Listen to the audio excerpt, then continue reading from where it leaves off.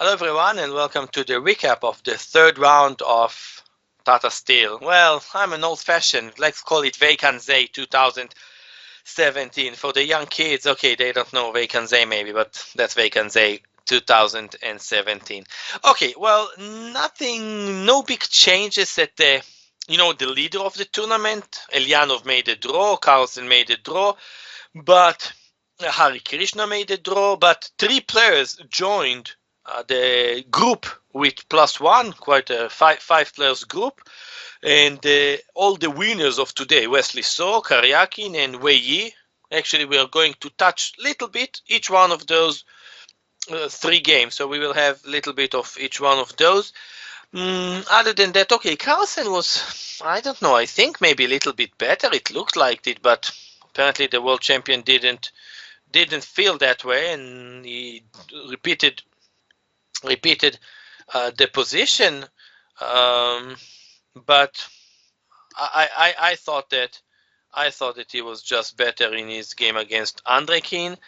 What else did we have? We have Hari Krishna made a draw against Elyanov. Okay, it was about even game. Just at some point it looked like Hari Krishna tiny better with the black pieces, but nothing much.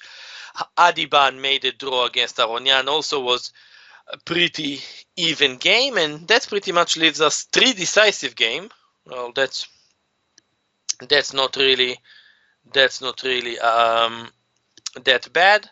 So let's go and see those one. Okay, actually, Wojtaszek drew his game with Giri, so 4 draws, and all right, let's have a recap of the wins. All right, Wesley So against Rapport. Well, maybe the player. Well, I think the player of 2016, playing against, well, one of the most creative, well, maybe the most creative player out there in the world today.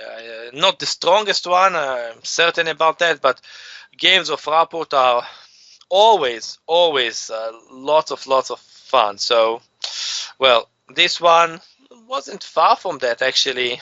Lots of drama. Okay. That's a classical line in Queen's Indy, and I mean, okay, this all has been played. Let's not discuss this much. Okay, h4. This is very logical positionally, right? I mean, black has this horrible bishop on b7, so, and white's bishop on g2 is not that amazing, so trying to exchange it makes lots of sense, basically locking the diagonal. And bishop c8. Okay, instead of king g2, by the way, I can mention this game, Ryzantsev against Korbov, but this actually was an incredibly, recent game. Tomaszewski against Ponomarev, played in Baku 2016, just very few months away. The game went capture, and okay, Ponomarev ended up winning around move 60, move 58, but the position was okay. I mean, I thought white was maybe a bit better until Tomaszewski blundered. Rook h1. Okay, there are such ideas of bishop h3, rook and no castling when white is playing this king f1, g2. In actually, I can think about some versions of Sveshnikov, and it's a reasonable idea, but always very interesting, sticking the rook here. So the game is so narrow here. Let's put it this way. No b5 for black, no c6 for black, never. I mean, until something changes, nothing. g6, f5 seems maybe only way if black wanted to try and do something, but white is exactly prepared for that. If g6, white would very much like to play this h5 and stuff like that. For example, let's even look at queen d7. Okay, logical move. And now after g6, okay, something like this. Well, it's funny, but just quite strong. Yeah. And